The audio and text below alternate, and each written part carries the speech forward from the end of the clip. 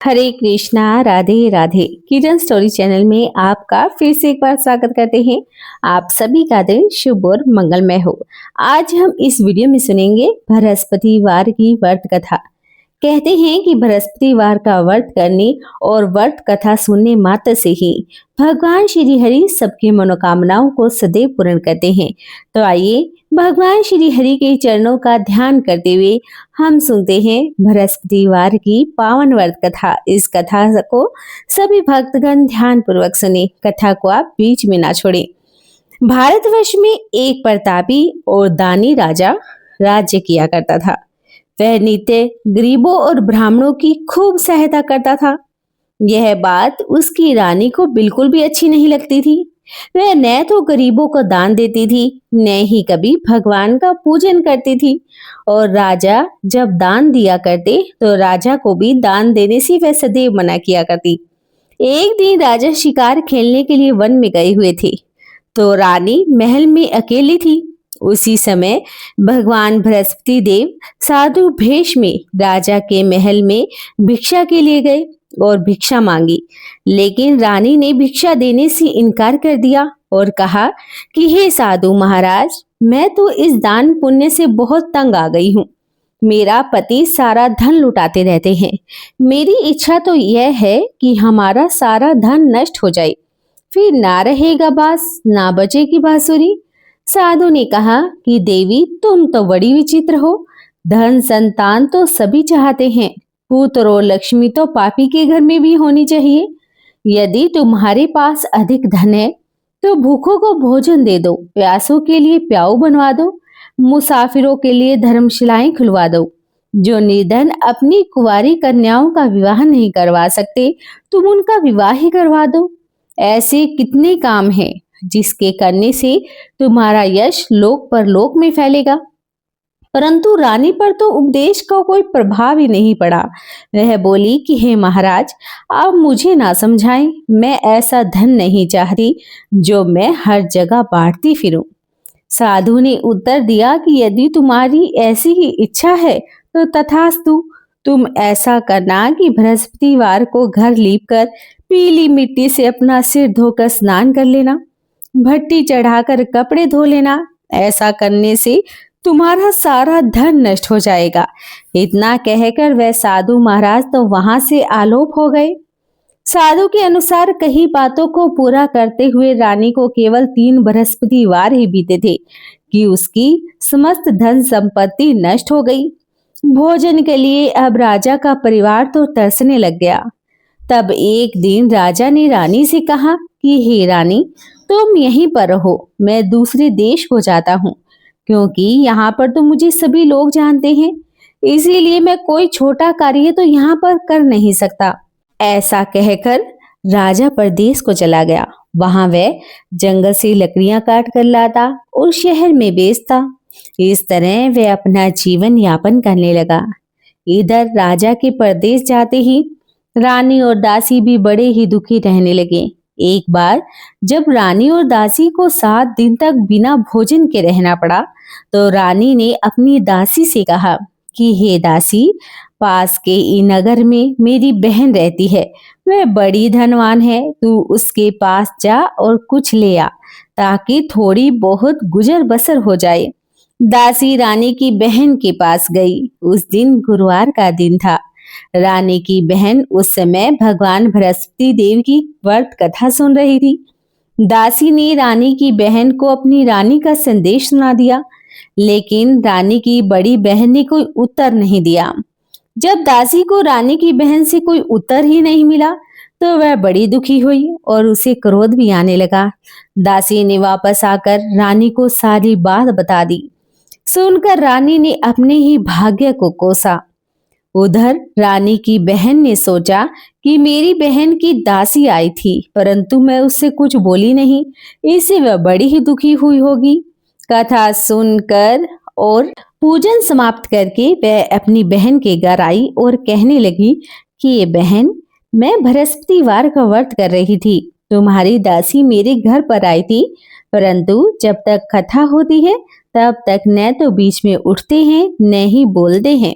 इसीलिए मैं कुछ नहीं बोली। कहो तुम्हारी दासी मेरे घर पर क्यों आई थी? रानी बोली कि बहन, मैं तुमसे क्या छुपाऊं, मेरे घर में खाने तक को अनाज नहीं। ऐसा कहते कहते रानी की आंखें भर आई। उसने दासी समेत पिछले 7 दिनों तक भूखे रहने की बात अपनी बहन को विस्तार पूर्वक सुना दी। रानी की बहन बोली कि देखो बहन, भगवान बृहस्पति देव सबकी मनोकामनाओं को पूर्ण करते हैं। देखो, शायद तुम्हारे घर में भी अनाज रखा हो। पहले तो रानी को विश्वास नहीं हुआ, पर बहन के आग्रह करने पर उसने अपनी दासी को अंदर भेजा तो सचमुच अनाज से भरा हुआ एक घड़ा मिल गया। यह देखकर दासी को बड़ी हैरानी हुई। दासी रानी से कहने लगी कि हे रानी, जब हमको भोजन नहीं मिलता था तो भी तो हम व्रत ही किया करते थे। इसीलिए क्यों न इनसे व्रत और कथा की विधि पूछ लिया जाए, ताकि हम भी व्रत कर सकें। तब रानी ने अपनी बहन से भगवान बृहस्पति देव के व्रत के बारे में पूछा। उसकी बहन ने बताया कि भगवान बृहस्पति देव के व्रत में चने की दाल और मुनक्का से भगवान विष्णु का केले की जड़ में पूजन करें तथा दीपक भी जलाएं। व्रत कथा सुने, पीला भोजन ही करें, इससे भगवान बृहस्पति देव अत्यधिक प्रसन्न होते हैं।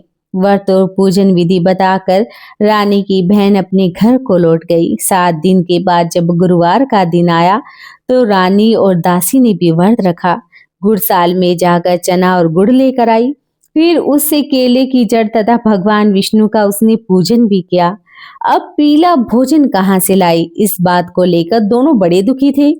क्योंकि उन्होंने व्रत रखा था, इसलिए भगवान बृहस्पति देव उनसे अत्यधिक प्रसन्न थे। इसलिए वे एक साधारण व्यक्ति का रूप धारण करके 2 थालों में पीला सुंदर भोजन दे दासी को दे गए। भोजन पाकर दासी बड़ी प्रसन्न हुई और फिर रानी के साथ मिलकर उसने भोजन ग्रहण किया। उसके बाद वे सभी गुरुवार को व्रत और पूजन करने लगे। भगवान बृहस्पति देव की कृपा से उनके पास फिर से धन संपत्ति आ गई, परंतु रानी फिर से पहले की तरह ही आलस करने लगी। तब दासी बोली कि देखो रानी, तुम पहले भी इसी प्रकार आलस करती थी। तुम्हें धन रखने में कष्ट भी होता था, इस कारण सारा धन नष्ट हो गया। और जब अब भगवान बृहस्पति देव की कृपा से हमें यह धन मिला है तो तुम पहले की तरह फिर आलस करती हो। रानी को समझाते हुए दासी कहती है कि बड़ी मुसीबतों के बाद हमने यह धन पाया है, इसलिए हमें दान पुण्य करना चाहिए। भूखे मनुष्यों को भोजन करवाना चाहिए। धन को शुभ कार्यों में खर्च करना चाहिए, जिससे तुम्हारे कुल का यश बढ़ेगा, स्वर्ग की प्राप्ति होगी, पितर प्रसन्न होंगे। दासी की बात मानकर रानी अपना धन शुभ कार्यों में खर्च करने लगी, जिससे पूरे नगर में उसका यश फैलने लगा। एक दिन राजा दुखी होकर जंगल में एक पेड़ के नीचे आसन जमा कर बैठा था। वह अपनी दशा को याद करके व्याकुल होने लगा। बृहस्पतिवार का दिन था। उसने देखा कि एक निर्जीवन वन में एक साधु महाराज प्रकट हुए हैं। वह साधु भेष में स्वयं भगवान बृहस्पति देवता ही थे। लकड़हारे के सामने आकर बोले कि हे लकड़हारे, इस सुनसान जंगल में तू चिंता मगन क्यों बैठा है? लकड़हारे ने हाथ जोड़कर प्रणाम किया और उत्तर दिया कि महात्मा जी, आप तो सब कुछ जानते हैं, मैं आपसे क्या ही कहूँ। यह कहकर वह रोने लगा और साधु को अपनी आत्मकथा भी सुना दी। महात्मा जी ने कहा कि तुम्हारी स्त्री ने बृहस्पतिवार के दिन भगवान बृहस्पति देव का निरादर किया था, जिससे रुष्ट होकर उन्होंने तुम्हारी यह दशा कर दी। अब तुम चिंता मत करो और मेरे कहने पर चलो तो तुम्हारे सारे कष्ट दूर हो जाएंगे और भगवान पहले से भी अधिक धन संपत्ति देंगे। तुम बृहस्पतिवार के दिन कथा किया करो। 2 पैसे के चना मुनक्का लाकर उनका प्रसाद बनाओ। शुद्ध जल के लोटे में शक्कर मिलाकर अमृत तैयार करो। कथा के पश्चात अपने सारे परिवार और सुनने वाले प्रेमियों में अमृत व प्रसाद बांटकर खुद भी ग्रहण करो। ऐसा करने से भगवान तुम्हारी सभी मनोकामनाओं को पूर्ण करेंगे। साधु के ऐसे वचन को सुनकर लकड़हारा बोला कि हे प्रभु, मुझे लकड़ियां बेचकर इतना पैसा नहीं मिलता जिससे मैं भोजन के उपरांत कुछ बचा भी सकूं। मैंने रात्रि में अपनी स्त्री को व्याकुल देखा है। मेरे पास कुछ भी नहीं है जिससे मैं उसकी खबर मांग सकूं। साधु ने कहा कि हे लकड़हारे, तुम किसी भी बात की चिंता मत करो। बृहस्पतिवार के दिन तुम रोजाना की तरह लकड़ियां लेकर शहर को जाओ। तुमको रोज से दुगना धन प्राप्त होगा, जिससे तुम भली भांति भोजन भी कर लोगे तथा भगवान बृहस्पति देव की पूजा का सम्मान भी ले आओगे। इतना कहकर साधु महाराज तो अंतर ध्यान हो गए। धीरे धीरे समय व्यतीत होने पर फिर बृहस्पतिवार का दिन आ गया। लकड़हारा जंगल से लकड़ियां काटकर किसी शहर में बेचने के लिए गया। उसे उस दिन और दिन से अधिक पैसा मिला। राजा ने चना गुड़ आदि लाकर गुरुवार का व्रत भी किया। उस दिन से राजा के सभी क्लेश दूर हो गए। परंतु जब दोबारा गुरुवार का दिन आया तो वह भगवान बृहस्पति देव का व्रत करना तो भूल ही गया। इस कारण भगवान बृहस्पति देव नाराज हो गए। उस दिन उस नगर राजा ने विशाल यज्ञ का आयोजन किया। शहर में यह घोषणा भी करवा दी कि कोई भी मनुष्य अपने घर में भोजन ना बनाए, न ही आग जलाए। समस्त जनता मेरे घर में भोजन करने के लिए आए। इस आज्ञा को जो नहीं मानेगा उसे फांसी की सजा दे दी जाएगी। इस तरह की घोषणा पूरे नगर में करवा दी गई। राजा की आज्ञा अनुसार शहर के सभी लोग भोजन करने गए, लेकिन लकड़हारा कुछ देर से पहुंचा, इसलिए राजा उसको अपने साथ घर पर लिवा लाए। ले जाकर भोजन करा रहे थे तो रानी की दृष्टि उस खुट्टी पर पड़ी जिस पर उसका हार लटका हुआ था। वह वहां उसे दिखाई नहीं दिया। रानी ने निश्चय किया कि मेरा हार इस मनुष्य ने ही चुराया है। उसी समय सिपाहियों को बुलाकर उसको कारागार में डाल दिया गया। जब लकड़हारा कारागार में पड़ गया और बहुत दुखी होकर विचार करने लगा कि न जाने कौन से पूर्व जन्म के कर्म से मुझे यह दुख प्राप्त हुआ है, और उसी साधु महाराज को याद करने लगा जो उसे जंगल में मिला था। उसी समय तत्काल भगवान बृहस्पति देव साधु के भेष में प्रकट हो गए और उसकी दशा को देखकर कहने लगे कि अरे मूर्ख, तूने भगवान बृहस्पति देव की कथा नहीं कही, इस कारण तुझे यह दुख प्राप्त हुआ है। अब तू चिंता मत कर। बृहस्पतिवार के दिन कारागार के दरवाजे पर तुझे 4 पैसे पड़े हुए मिलेंगे। तू उनसे भगवान बृहस्पति देव की पूजा करना, तेरे सारे कष्ट दूर हो जाएंगे। बृहस्पतिवार के दिन उसे 4 पैसे पड़े हुए मिले। लकड़हारे ने कथा कही और उसी रात्रि को भगवान बृहस्पति देव ने उस नगर के राजा को सपन में कहा कि हे राजन, तुमने जिस आदमी को कारागार में बंद किया है वह बिल्कुल निर्दोष है। वह राजा है, उसे छोड़ देना। रानी का हार उसी खुटी पर लटका है। अगर तू ऐसा नहीं करेगा तो मैं तेरे सारे राज्य को नष्ट कर दूंगा। इस तरह रात्रि के स्वप्न को देखकर राजा प्रातःकाल उठा और खुट्टी पर हार देखकर लकड़हारे को बुलाकर क्षमा भी मांगी तथा लकड़हारे को योग्य सुंदर वस्त्र आभूषण देकर विदा कर दिया। बृहस्पति देव की आज्ञा अनुसार लकड़हारा अपने नगर को चल दिया। राजा जब अपने नगर के निकट पहुंचा तो उसे बड़ा ही आश्चर्य हुआ। नगर में पहले से अधिक बाग, तालाब, कुएं, बहुत सी धर्मशालाएं बन गई। राजा ने पूछा कि यह किसका बाग है, किसकी धर्मशाला है। तब नगर के सब लोग कहने लगे कि यह सब तो रानी और बांदी के हैं। तो राजा को बड़ा आश्चर्य हुआ और गुस्सा भी आया। जब रानी ने यह खबर सुनी कि राजा आ रहे हैं तो उन्होंने बांदी से कहा कि हे दासी, देख राजा हमको कितनी बुरी हालत में छोड़कर गए थे। हमारी ऐसी हालत को देखकर कहीं वह वापस ना लौट जाएं। इसलिए तू दरवाजे पर खड़ी हो जा। आज्ञा अनुसार दासी दरवाजे पर खड़ी हो गई। राजा आए तो उन्हें अपने साथ घर पर लिवा लाई। तब राजा ने क्रोध कर कर अपनी रानी से पूछा कि यह धन तुम्हें कैसे प्राप्त हुआ।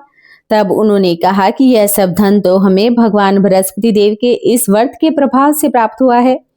राजा ने निश्चय कर लिया कि 7 रोज बाद तो सभी भगवान बृहस्पति देव का पूजन करते हैं, परंतु मैं दिन में 3 बार कहानी करूंगा और रोज व्रत किया करूंगा। अब हर समय राजा के दुपट्टे में चने की दाल बंधी रहती। दिन में 3 बार कहानी भी कहता। एक रोज राजा ने विचार किया कि चलो अपनी बहन के घर पर आए। इस तरह निश्चय कर राजा घोड़े पर सवार होकर अपनी बहन के यहाँ को चलने लगा। मार्ग में उसने देखा कि कुछ आदमी एक मूर्ति को ले जा रहे थे।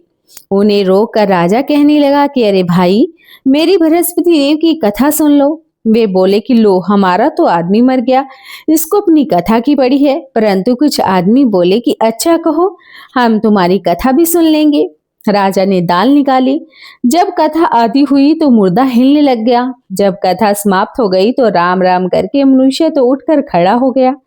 आगे मार्ग में उसे किसान खेत में हल चलाता हुआ मिला। राजा ने उसे देखा और उससे बोले, अरे भाई, तुम मेरी बृहस्पति दीवार की कथा ही सुन लो।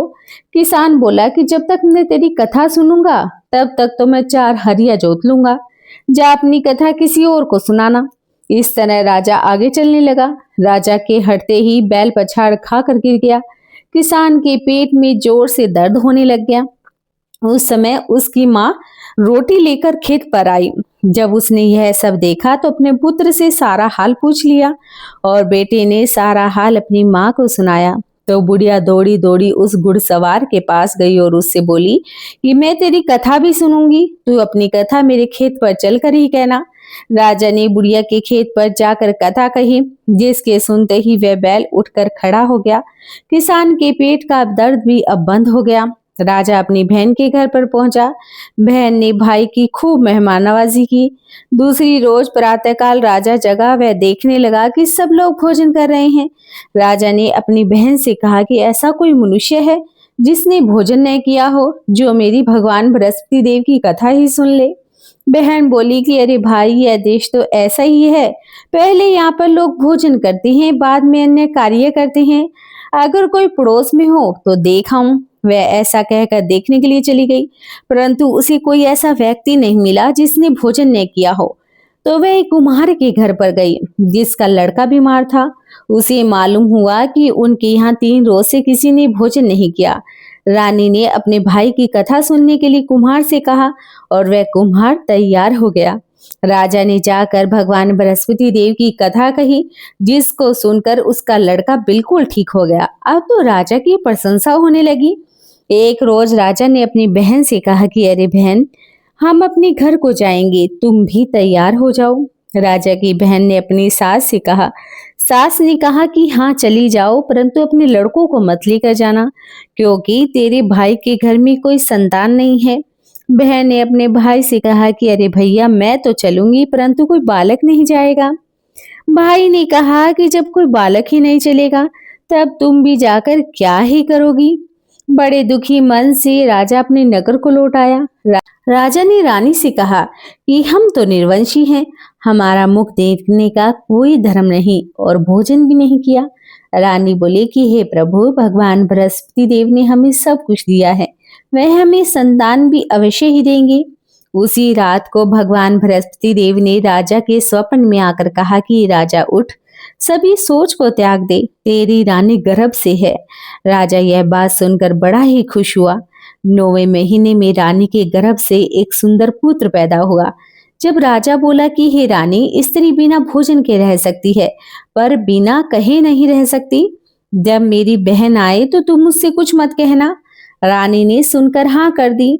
जब राजा की बहन ने एक शुभ समाचार सुना तो वह बड़ी खुश हुई और बधाई लेकर अपने भाई के घर पर आ गई। तभी रानी ने कहा कि घोड़ा चढ़कर तो आई नहीं, गधा चढ़ी आई। राजा की बहन बोली कि भाभी, मैं इस प्रकार ना कहती तो तुम्हें संतान कैसे मिलती। भगवान बृहस्पति देव तो ऐसे ही हैं, जैसी जिसके मन में मनोकामनाएं होती हैं सभी को पूर्ण करते हैं।